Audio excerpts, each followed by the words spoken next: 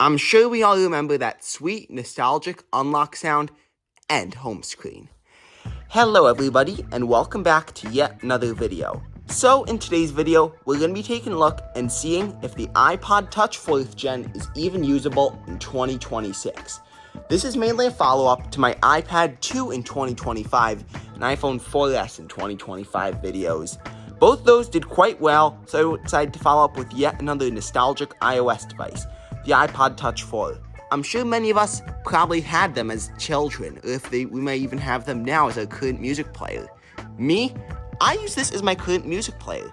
It's a 32GB model that I got off of eBay with a brand new battery, and it's probably my favorite iPod in my collection.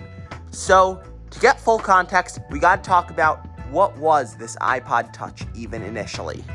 For some context, the iPod Touch 4 was basically a departure from every single previous iPod Touch model, which had thick backs, low-resolution screens, and were pretty much underpowered for the time. The iPod Touch 4 ushered in, a brand new slim design, rear and front-facing cameras, and it even kept that scratch and fingerprint magnet back, which attracted fingerprints and scratches like a good old magnet. It replaced the previous low-resolution screen with a brand new Retina display, similar to that in the iPhone 4. Its internal architecture changed, completely being replaced with the A4 chip in the iPhone 4. Instead of being at 1 GHz, it was clocked down to 800 MHz, and it had 256 megabytes of RAM. So, this iPod Touch was possibly one of the most popular models yet, as it firstly sold very well, especially with children and families. It ushered in a new era of mobile gaming, and it prepared users to, use the iPhone in their later years, especially for kids. This is, the iPhone without the phone, and served as one of the most basic introductions to the Apple ecosystem for many of these children at the time. It was available in 8, 16, 32, and 64GB options, with the 8, 16, and 32 being the most popular of all the iPod Touch models. Anyways, its ultimate impact was it's one of the most nostalgic iPod Touches for many. It sold very well, and they can be sold and found on eBay for very cheap, especially with brand new batteries. Now, with that beautiful B-roll and some context in, let's talk about its usability in 2026. Just as I said in the iPad 2 video, this device is currently running iOS 6, and if you really want to get iOS 6 usable in the modern day, you need to jailbreak it. So, what we did is, we used the post-expune jailbreak to, jailbreak this iPod as part of Legacy iOS kit, and we got some pretty important tweaks installed on here. We got the Viteris App Store tweak, which, even looks like the old App Store because the current App Store fix thing does not work anymore. This has a series of, old iOS apps that are from that era you can actually download for free now. And it runs quite well. We also have iFile as the alternative file management client because Apple Files was not introduced until iOS 11, and iFile existed for many years up until iOS 11, removing the need for that. So, you basically need to jailbreak to get anything working. If you want to customize it, you also have to jailbreak, like if you want to get some fun home screen tweaks and themes. And I'm sure many of us remember using those exact tweaks and themes. So, let's take a look at the built-in apps that we have firstly, and then after that we're going to take a look at some of the apps that I have downloaded on here. So to start, we're going to take a look at FaceTime. Although it does, almost all the FaceTime and iMessage and mail apps, all the communication apps do not work anymore without a jailbreak, unfortunately. I would love to try to demonstrate them. Maybe we could do them in the future.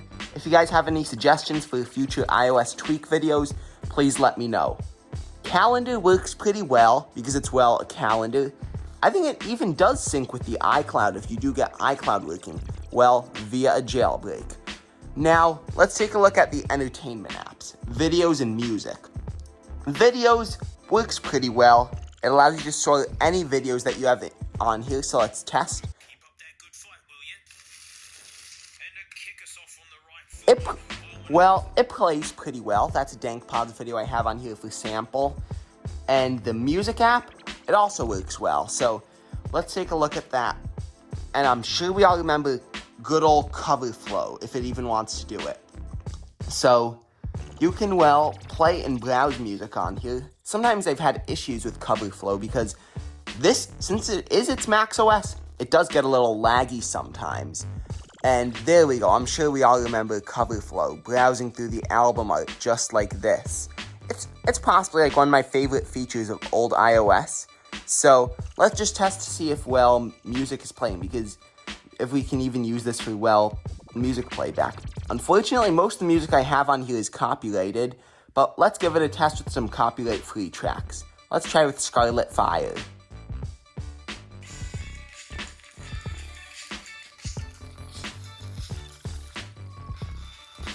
Yeah, the speakers unfortunately do sound terrible, but if you use headphones, it sounds pretty good. It's because this does have this is the last iPod Touch with the Wolfson DAC in it, which is possibly quite famous.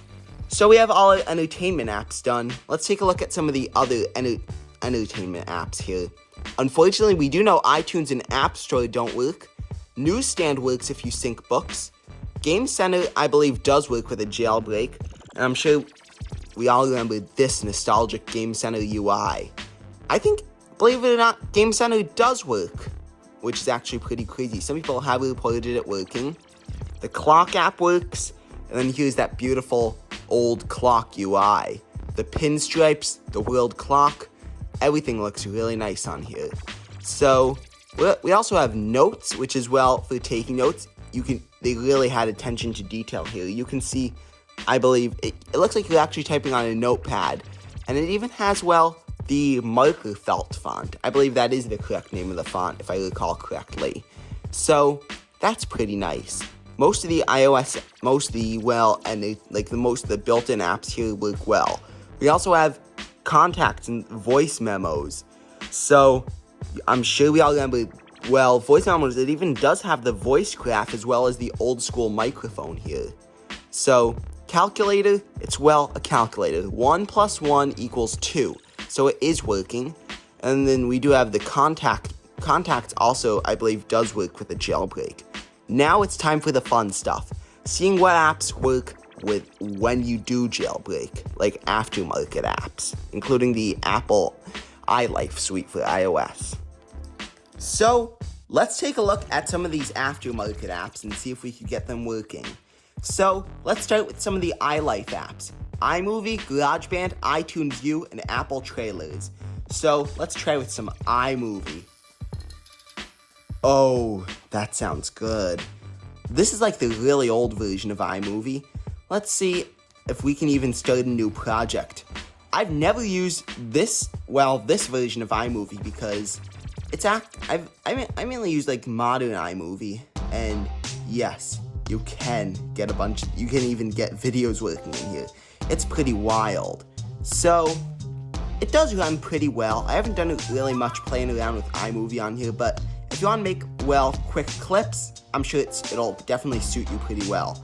GarageBand, let's see.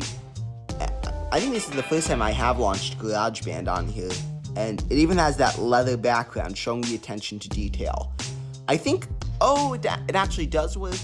I thought GarageBand, it may have been a little bit too much for it, so let's just try playing something.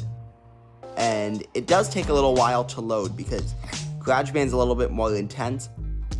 Yep, it does work. You can hear the piano. And just a disclaimer, I do not play piano. I was just messing around with GarageBand.